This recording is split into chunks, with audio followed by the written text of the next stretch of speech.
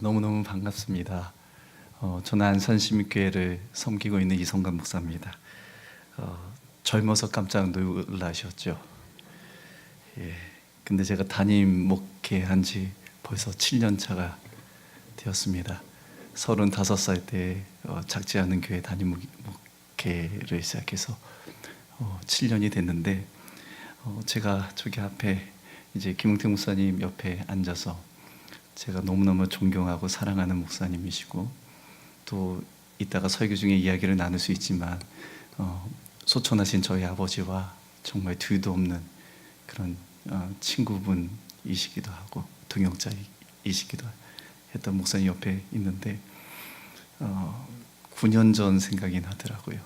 제가 저기에서 목사 안수를 받았거든요. 유학 중에 시차가 적응되지 않아서 목사 안수 받을 때는 은혜가 그때는 내리지 않았거든요. 목사님들이 머리를 꾹꾹 누르는데 그냥 힘만 들더라고요. 정신없이 시차 때문에 마치자마자 또 미국에 가서 공부를 해야 돼서 다시 비행기를 타고 동부로 또 넘어가는데, 그 은혜가 9년 만에 왔습니다. 제가 눈물이 얼마나 나는지. 오늘 은혜는 어떻게 보면 우리 온세계 교회 성도님들의 은혜일 수도 있지만, 하나님이 나를 위로하시려고 다시 초심의 마음, 다시 포기하지 말라는 그 믿음, 그 마음을 주시려고 제가 처음에 거룩한 성의를 입었던 그곳에 다시 불러주신 게 아닌가.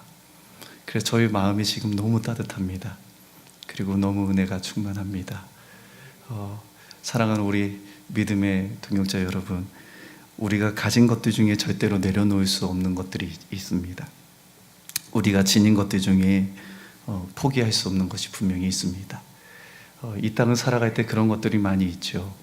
어떤 이들에게는 물질일 수도 있고, 또 자녀일 수도 있고, 내가 가지고 있는 자존심일 수도 있고, 여러 가지 등등의 내가 내려놓을 수 없는 것, 포기할 수 없는 것이 있습니다.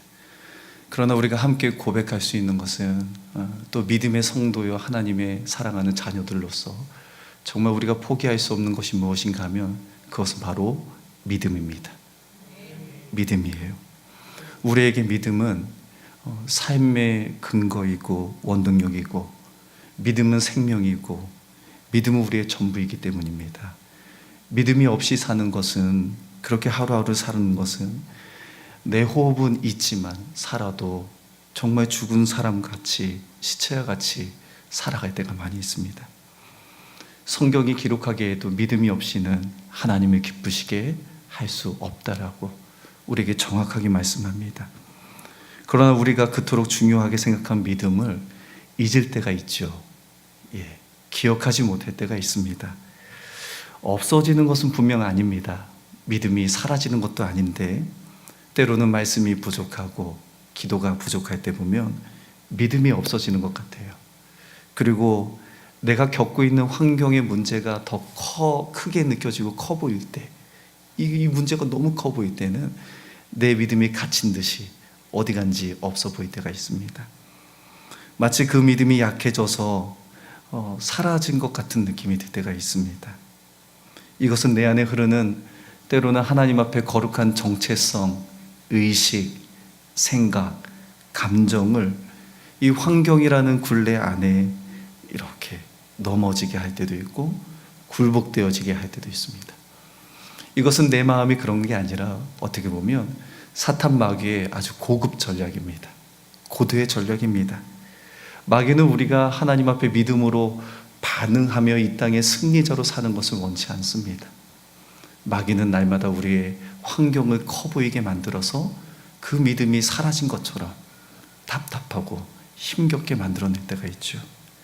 때로는 마귀는요, 어려운 상황 속에서 우리를 더 아주 무섭게 다가오는 것은 강한 소리가 아닙니다.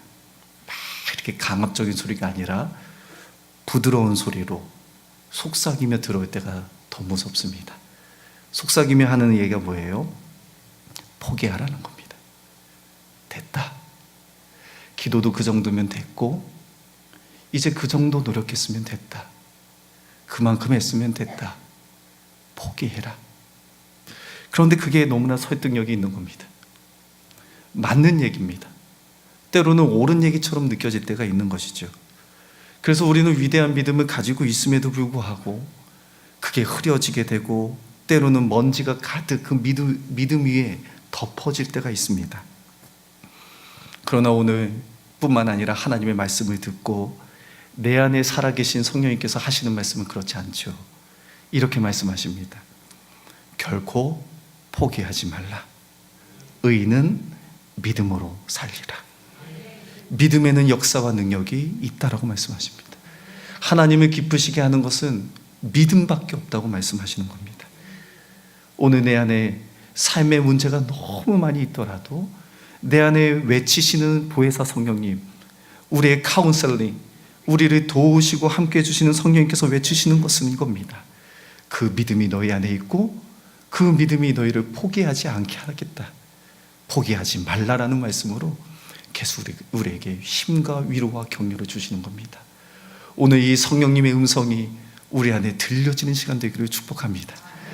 로뎀나무 밑에 엘리야가 정말 힘들어 있을 때에 세미한 음성 가운데 들려주셨던 그 성령님의 음성, 우리를 다시 먹이시고 일으키시는 그 은혜의 소리들이 우리 사랑하는 성도님들 각 심령마다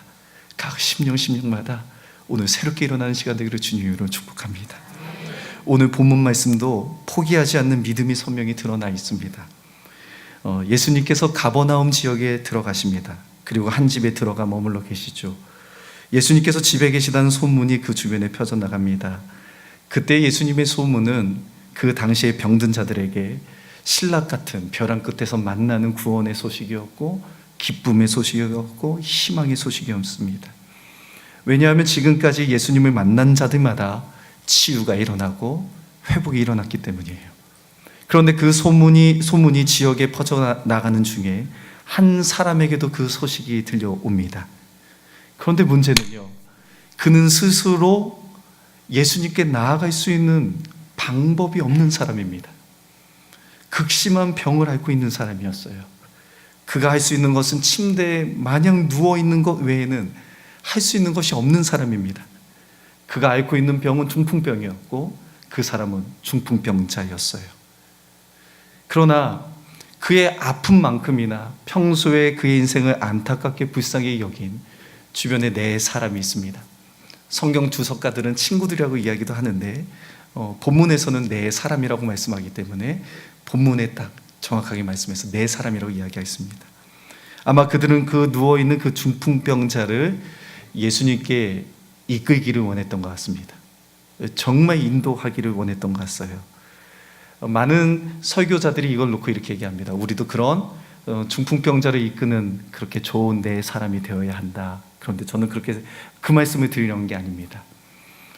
정말 움직일 수 없는, 아무것도 할 수 없는 중풍병자 네 사람. 그런데 이들이 예수님께 나아가지만 곧 그들 눈앞에 벌어진 상황은 절망입니다. 그리고 실망입니다. 그 이유는 그곳에 먼저 수많은 사람들이 모여 있었기 때문입니다. 2절에 오늘 말씀 보면요, 많은 사람이 모여서 문 앞까지도 들어설 자리가 없게 되었는데, 누가복음에 똑같은 기사가 이렇게 표현되어 있습니다. 5장에 보면요, 한 중풍병자를 사람들이 침상에 메고 와서 예수 앞에 들여놓고자 하였으나 무리 때문에 메고 들어갈 길을 얻지 못한지라. 그곳에는 예수께 갈 수 있는 길이 없었습니다. 무리 때문에 없는 거죠. 사실 이 장면을 유추해 보면 충분히 이해가 됩니다. 그 많은 무리들도 이 중풍병자 못지않은 사연이 있는 것이죠. 아픔이 있는 거예요. 그들이 예수님께 먼저 갔다는 것은 그만한 간절함이 그들에게도 동일하게 있었다는 겁니다. 자신의 병의 문제, 자녀의 귀신 들리는 문제, 여러 가지 인생에 해결되지 않은 갈증의 문제가 있었기 때문에 먼저가 거기 안에 있는 겁니다. 그렇다면 중풍병자와 함께 그를 데리고 왔던 네 사람이 일반적으로 할 수 있는 것은 이겁니다. 보통 한번 생각해 보십시오. 중풍병자가 왔어요. 수많은 사람들이 있습니다. 어떻게 할까요? 야, 너무 많다. 우리 다음 날 오자. 아이고 우리가 좀 늦었다, 어떡하지? 다음에 예수님을 만나야 될 것 같다, 오늘이 날이 아닌가 보다. 그리고 그 중풍병자를 환경적 위로를 했을 겁니다. 상황적 위로를 하는 것이 더 설득력이 있고 더 합리적인 겁니다. 어떻게 보면 내일을 기약하는 것이 더 나은 방법이죠. 더 상식적인 방법입니다. 그런데 성도 여러분, 특별히 사랑하는 우리 온세계 교회 성도 여러분, 문제가 여기 있습니다. 그들이 포기하지 않았습니다. 절박한 절망적 환경에서 길이 없음에도 불구하고 포기하지 않습니다. 희한하게도 또 기이하게도 신기하게도 그들이 오히려 힘을 얻어서 더 가진 듯, 힘을 낸 듯 그 중풍병자의 침상을 들고 지붕에 올라갑니다. 그리고 그 지붕을 뜯기 시작합니다. 환경을 핑계 삼지 않고 어떤 목표와 목적을 향하여 그것만 바라보고 시선이 고정되어 집중되는 것을 보게 됩니다. 이것은요, 정상적이지 않습니다. 무례합니다. 수많은 사람들이 그랬을 겁니다. 지붕에서 떨어지는 흙을 보면서. 그 당시에는 다 이 흙과 또 이 지푸라기 같은 것도 지어졌기 때문에 아마 떨어지지 않았습니까? 그러면 사람들이 뭐라 그랬을까요? 욕했을 겁니다. 아니, 저 뭐 하는 것들이냐고. 저 사람들 몰상식하게 예수님이 여기 계신데 뭐 하는 거냐고 손가락 했을지도 모릅니다. 그런데 그 사람들의 시선과 평가에도 마음을 두지 않습니다. 앞만 바라보고 있는 겁니다. 무엇인가 향해야만 되는 그 목적의식이 정확히 있는 겁니다. 성도 여러분, 그렇다면 그들이 지금 지붕을 뚫게 하는 그 이유가 무엇이었을까요? 무엇 때문에 지붕에 올라가 지붕을 뚫게 되었을까요? 그것은 중풍병자를 낫게 하고자 하는 간절함입니다. 사모함이 있는 겁니다. 절박하지 않으면 지붕을 뚫을 이유가 없습니다. 지금 지붕을 뚫는다는 것은 그들의 간절함과 간구함, 사모함, 절박함이 거기에 구구절절하게 묻혀져 있는 겁니다. 그런데 이렇게 생각하면 끝날 수 있잖아요. 그런데 더 중요한 게 있어요. 이 말씀이 오늘 너무너무 중요한 말씀입니다. 그것보다 더 중요한 말씀은 그 지붕 밑에 예수가 계셨다는 겁니다. 오늘 4절의 말씀을 한번 볼까요? 4절의 말씀을 제가 읽겠습니다. 무리들 때문에 예수께 데려갈 수 없으므로 그리고 생략을 하고 지붕을 뜯어 구멍을 내고 중풍병자가 누운 상을 달아내리니. 제가 생략한 곳에 어떤 단어가 있습니까? 그 계신 곳. 그곳에 누가 계셨다고요? 예수님이 계셨습니다. 그런데 그 예수님은 어떤 예수님이었냐면 치유자 되신 예수님이었고, 문제 해결자 되신 예수님이었고, 능력의 예수님이셨고, 길이 되신 예수님이셨습니다. 그 지붕에 계신 예수님만 바라본 거예요. 그 지붕 안에 예수님만 바라보고 예수님을 만나면 이 중풍병자의 병이 낫겠다라는 그들의 믿음이 있었던 겁니다. 간절한 만큼, 절박한 만큼 길이요, 진리요, 생명 되신 예수님만 바라보고 나아갔습니다. 그 예수님만 바라볼 때 수많은 무리들을 뛰어넘을 수 있었고, 지붕을 올라갈 수 있었고, 지붕을 뚫어낼 수 있었고, 주님 앞에 중풍병자의 침상을 내릴 수 있었습니다. 그 이유는 그곳에 예수가 계셨기 때문에. 사랑하는 성도 여러분, 이거는 무례하지 않습니다. 무례하다 생각해도 예수님이 거기 있으면 무례하지 않습니다. 비정상적이고 상식적이 아니다라고 말할지 몰라도 수많은 사람들이 그것을 그렇게 얘기할 수 있음에도 불구하고 그곳에 예수만 있으면 우리는 달려갈 수 있습니다.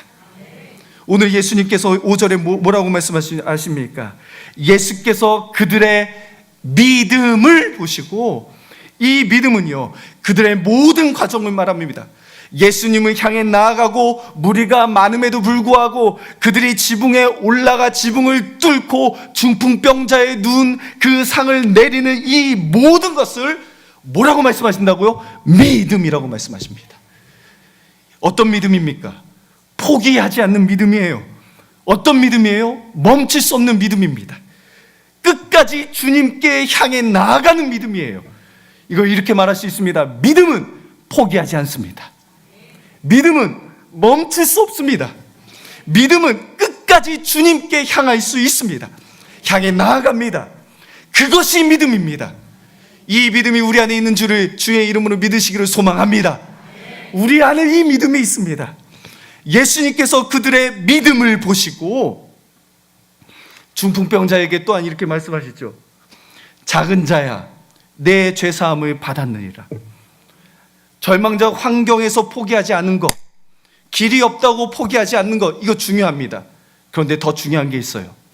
그것은 작은 자야 내 죄사함을 받았느니라 말씀 가운데 보면요, 죄사함의 종결이 예수님을 만남으로 이루어집니다.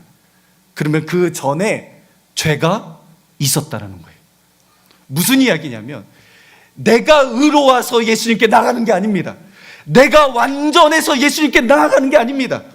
내가 죄가 있음에도 불구하고 예수님을 만나며 그 죄사함의 문제, 자유함의 문제가 주어지기 때문에 만신창이가 돼도 주님 앞에 나아가는 겁니다.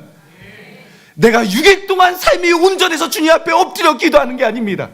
내 삶이 온전치 못했지라도 죄가 있음에도 불구하고 예수님이 소망되기 때문에, 예수님이 길이요 진리요 생명되기 때문에, 치유자요 회복자요 능력되시기 때문에 우리는 주님 앞에 소망을 걸고 그분 앞에 나아가는 겁니다.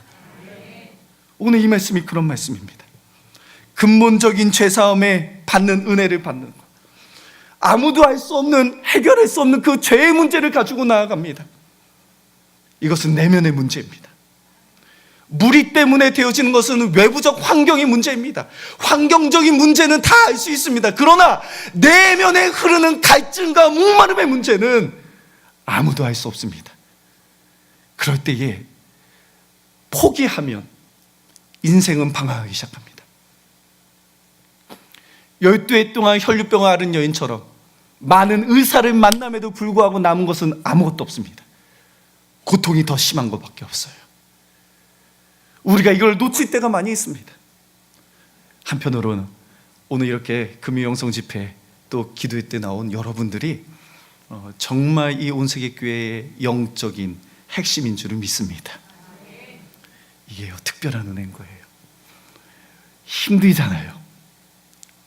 그런데도 오늘 은혜 받아야 되니까, 오늘 은혜 없으면 못 사니까, 기도 안 하면 이 어려움을 헤쳐나갈 길이 없으니까, 돌파할 수 없으니까 오늘 이 성전에 계신 교회 머리 대신 예수님 앞에 엎드려 나온 거 아닙니까? 이거라고요. 죄가 있어도, 예전에 시골교회 같은 데 보면요, 저희 아버지께서도 시골교회에 계신 적이 있었습니다. 충청도에. 그런데요, 술을 드시고도 교회를 나오셨다고 하는 그런 분들이 계신다고 합니다. 뒤에 상표를 얘기하면 안 되죠. 여기 부평에서는요, 그 녹색에다가 숟가락 딱 꽂고, 그리고 다 이제 술 냄새가 많지 해서요. 근데 저는 그게 은혜라고 생각합니다. 교회는 세리와 창기들이 오는 곳이에요. 객과 가부와 고아들이 오는 거예요. 인생을 돌다 오늘 죽을 각오를 하다가 십자가 딱 바라보고 교회 가면 무엇인가 다른 게 있겠다. 그리고 술 냄새를 풍기며 저 뒷자리에 앉아서 그날 예수님을 만나서 인생이 바뀌는 그것이 저는 교회인 줄 믿습니다. 어떻게 보면 이 죄의 문제를 해결하는 것은 그 지붕 밑에 있는 예수님을 만났기 때문이에요. 사랑하는 성도 여러분, 우리 안에 포기할 수 있는 인생이 너무너무 많이 있습니다. 네. 설교를 길게 하면 제가 민폐일까봐 이제 설교가 다 끝났는데 제가 하나만 아까 기도하다가 간증 하나 하고 가겠습니다. 저는 아버지께서 개척하신 교회에 미국에서 공부하다가 35세에 부임이 됐습니다. 아마 여기 안에도 불편하신 분들이 계실 거라고 생각합니다. 예, 맞습니다. 저는 세습 목사입니다.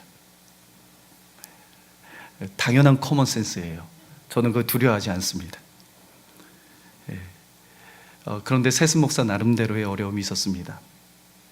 검증 받아야 된다. 저 젊은 것이 뭘 할 수 있겠냐. 또 긴장되니까 더듬기도 하고요. 어떤 성도님들은 악수를 청했는데 손을 잡지도 않은 분들도 계셨습니다. 신방을 가면 어깨를 약간 저의 반대쪽으로 돌이켜서 말씀을 안 듣는 그런 분들도 계셨습니다. 제가 할 수 있는 것은 새벽에 가서 우는 것밖에 없었습니다. 미국에 있을 때 박사학위를 제가 찢으면서 왔거든요.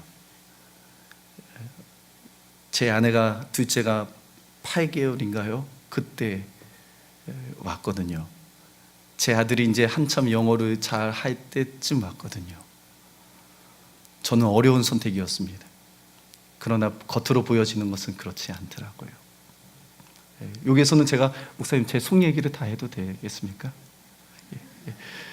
안산에 오실 분이 없으실 것 같아서 제가.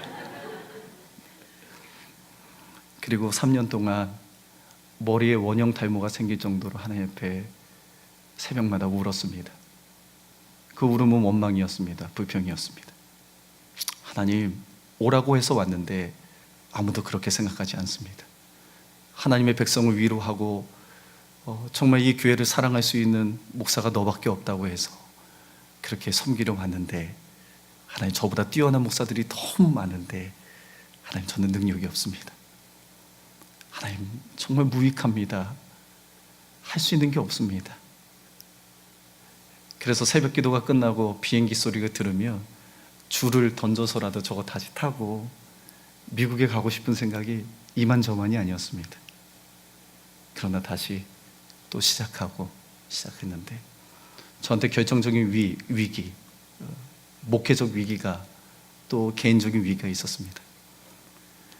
이제 목회도 좀 알 것 같고 또 도움이 될 것 같은 그 시기, 약 3년이 지났나요?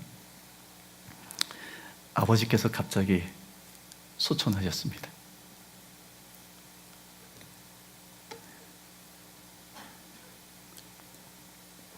원래 폐가 안 좋으셨습니다. 한쪽 폐는 없으시고 한쪽 폐에 반 갖다가 그렇게 목회를 하셨는데, 그렇게 개척을 하셨거든요. 지하실부터. 저희 원로 목사님 아버지는 정말 이북 분이신데 올곧고 정말 목회를 그렇게 잘 하셨습니다. 어찌 보면 제가 세워질 수 있는 것은 제 평가가 아니라 저희 아버지의 목회의 평가였습니다. 그런데 저희 시민교회의 영적인 아버지이자 또 저에게는 큰 기둥과 같은, 큰 산 같은 아버지께서 3년 만에 돌아가셨습니다. 저는 하늘이 무너지는 것을 그때 경험했습니다. 자신이 없더라고요.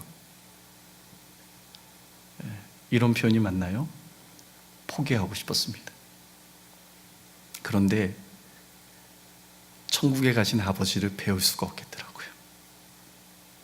거기서 물러나면 환절기 때마다 각혈을 하셨거든요. 피를 토하시면서 강단을 잡으셨어요. 그 아버지께 배울 수가 없더라고요. 주님은 둘째치고 그 아버지를 배울 수 없겠더라고요. 그래서 어금니가 다 틀어질 정도로 버텼습니다. 그리고 또 시간이 지났습니다. 3년이 지났는데 작년 6월 달에 어떤 의료적 시술을 받다가 중추신경의 척수에 잘못 주사가 맞춰져서 오른쪽 마비가 왔습니다. 서울대병원 응급실을 급하게 갔는데 목을 다 절개하고 뒷근육도 절개를 해서 응급하게 수술을 하지 않으면 전신마비가 온다고, 그래서 응급하게 수술을 해야 되는 상황이었습니다. 오늘 저희 어머님도 저희 뒤에 오셨는데요, 그때는 서 있을 수도 없었고 손도 올릴 수도 없었습니다. 불행하게도 애들은 셋까지 있습니다. 셋. 그 주간에 저는 인생의 가장 깊은 터널을 보내야 됐습니다. 할 수 있는 게 아무것도 없었어요. 축도할 때도 손도 못 들고 움직이기에는 서 있을 수도 없을 정도로 벽을 기댈 수밖에 없는. 그래서 이런 생각이 있었습니다. 이것은 교회 덕이 안 된다. 삶을 해야 되겠다. 그런데 집에 가서 처자식을 보니까 갈 곳이 없는 거예요. 그래서 다 잔 상태에서 그 새벽에 무릎 꿇었습니다. 하나님, 저에게 믿음을 주옵소서. 하나님, 주의 종이었는데 믿음을 그렇게 설교해냈는데 제가 감당할 수 없는 한계를 뛰어넘는 그 현장 앞에서 하나님, 내가 믿음 없음을 보게 됩니다.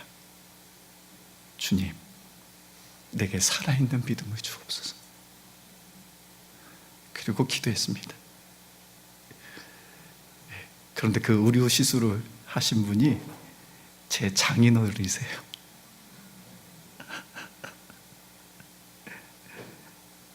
하소연할 데도 없습니다.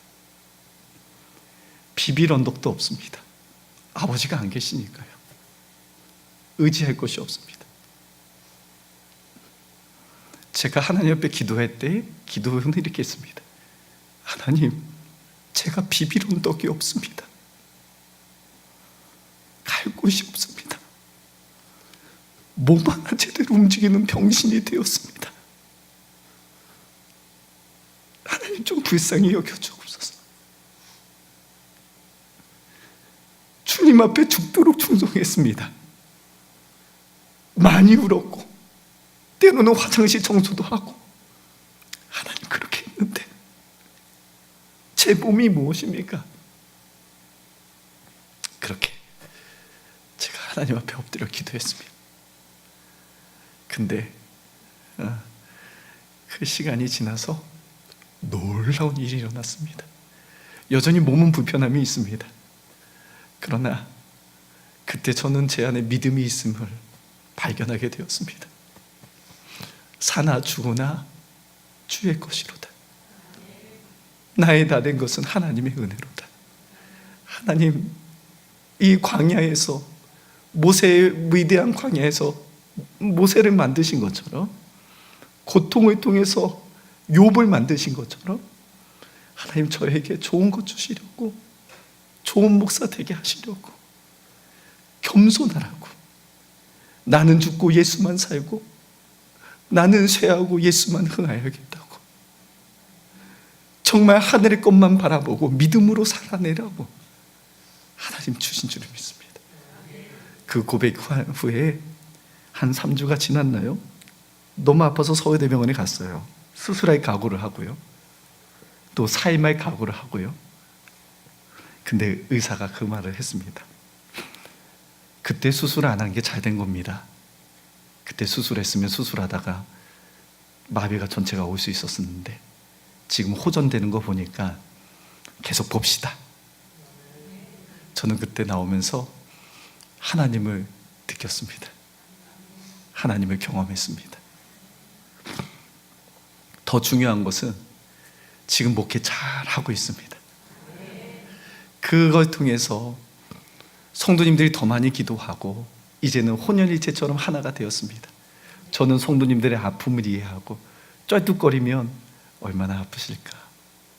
젊었을 땐 그런 거 잘 몰랐습니다. 맨날 열심히 하십시오, 열심히, 그렇게 해서 우리가 어떻게 충성대의 상을 받겠습니까 막 했는데요, 요즘에는요, 권사님들 힘드시면 권사님 힘드시죠, 아이고 날씨가 추운데 새벽기도 안 오셔도 됩니다, 권사님 건강하십시오.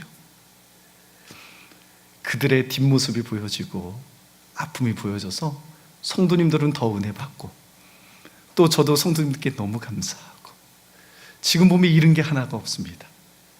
그런데 제가 이 간증을 드리는 이유가 뭔지 아십니까? 만약에 포기했다면, 그 순간에 멈췄다면, 그 순간에 기도를 쉬었다면, 하나님과 매어 달리는 이 싸움을 내가 중단했다면, 야복나루와 같이 그 싸움을 중단했다면 저는 이 자리에 있을 수가 없습니다. 사랑하는 믿음의 동역자 여러분, 여러분들에게도 동일한 믿음이 있는 줄은 믿습니다. 예, 지금 보니까 다 계세요. 우리 포기하지 맙시다. 환경 때문에 포기하지 말고, 내 내면의 문제 때문에 포기하지 말고, 심지어 중풍병자처럼 아무것도 할 수 없음에도 불구하고 주님이 계신 그곳이라면 오늘 달려가는 겁니다. 할 수 있는 게 아무것도 없잖아요. 그러나 때로는 기도하며 달려가는 겁니다. 하나님, 나에게 돕는 자들을 보내주셔서 예수께 가까이 가게 하옵소서라고. 저는 교회가 이런 곳이라고 믿습니다. 때로는 힘들고 어려울 때에 그 사람을 이끌고 가서 주님 앞에, 십자가 앞에 내려놓는 거예요. 왜요? 예수님만 만나면 응답과 해결이 일어나기 때문이에요. 예수님은 치유의 이름입니다. 능력의 이름이에요. 예수님께서 이렇게 말씀하셨잖아요. 내가 곧 길이요 진리요 생명이다. 길이 되어주시고 진리 되어주시고 생명 되어주시는 좋은 예수님, 정말 좋은 예수님. 그 이유가 왠지 아십니까? 그 중풍병자가 왔을 때 책망하지 않으셨습니다. 지붕을 뚫고 오셨을 때 그 손에 그 계산하지 않으셨습니다. 기다린 듯하게 내 죄사함을 나으리라. 그 위에 말씀 보면 이렇게 말하잖아요. 곧 상을 가지고, 내 상을 가지고 집으로 가라. 그가 일어나 곧 상을 가지고 모든 사람 앞에 나가거늘. 그의 근본적인 문제뿐만 아니라 이 육신의 문제도 해결해 주시는 좋은 예수님을 보게 됩니다. 오늘 이 예수님이 나의 아바 아버지 되는 것을 믿으시기를 주님으로 축원합니다. 성도들, 우리 포기하지 맙시다. 절대로 포기하지 맙시다. 멈춰 서 있지 맙시다. 우리의 기도가 더 강력해지고 더 뜨거워지고, 말씀을 받는 아멘의 소리가 더 높아지고, 하나님을 향하여 메어 달리는 이 씨름, 손의 영적인 근력들이 더 강해져서, 남들은 됐다, 마귀도 포기해라, 이제는 다 괜찮다라고 할 때, 아니다, 내가 한 번 더 하나님 앞에 간구함으로 너는 내게 부르짖으라. 내가 내게 응답하겠고 내가 알지 못한 크고 은밀한 것들을 내게 보이리라. 예레미야 33장 3절의 말씀처럼 크고 은밀한 것들을 향해 나아가는 겁니다. 절대로 망하지 않습니다. 절대로 손해보지 않습니다. 기도하는 자는 망하지 않습니다. 기도는 반드시 하나님의 때에 응답된 줄을 믿습니다. 짧은 제 목회 경험이지만, 또 짧은 그 목사의 아들로 교회의 모든 것들을 보지만, 기도는 반드시 응답됩니다. 그래서 우리는 마음껏 기도할 수 있어요. 하늘의 권세를 가지고 마음껏 기도할 때에 그 환경도 굴복됩니다. 내 발밑에 있어요. 건강의 문제든 자녀의 문제든 모든 우리의 문제도 세상에 감당할 수 없는 평안과 여유와 자유함 속에, 승리감 속에 이것을 내려다보는 겁니다. 끌려가지 않습니다. 이것이 주님의 자녀들이고 하나님의 백성들입니다. 사랑하는 우리 온세계교회 성도님, 오늘 우리가 힘있게 기도했으면 좋겠습니다. 정말 오늘 말씀이 나에게 주시는 말씀, 우리 가정에 주시는 말씀, 더불어 우리 교회에 주시는 말씀으로, 인천에 오다 보니까 십자가가 되게 많이 이렇게 있더라고요. 그런데 절대 나만의 교회는 없습니다. 거꾸로 이렇게 보십시오. 하나님의 관점과 하나님의 기준으로 보십시오. 십자가가 새긴 교회는 날마다 부흥해야 합니다. 온 세계 교회 부흥해야 합니다. 더불어 이 주변에 있는 모든 삼각교회, 개척교회도 부흥해야 합니다. 구원받은 백성들이 많아지기로 해서 정말 우리는 기도의 지경을 넓혀 기도해야 돼요. 내 가정을 뛰어넘는 기도가 필요합니다. 정말 온 세계를 품는 그 길이 나는 기도가 필요합니다. 오늘 마음의 지경이 넓혀져서 정말 그렇게 힘있게 포기하지 않는 그런 기도가 일어나기를 주님의 이름으로 축원합니다. 반주를 부탁을 드리겠습니다.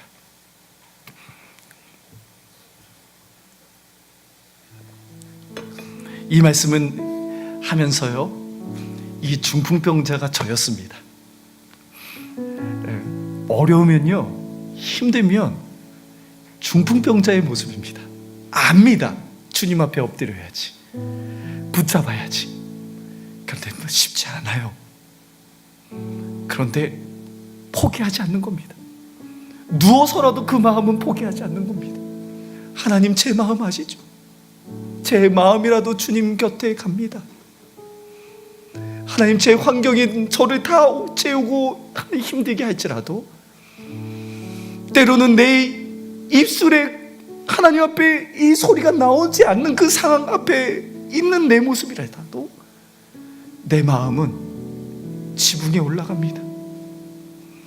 주님, 오늘은 지붕을 뚫습니다.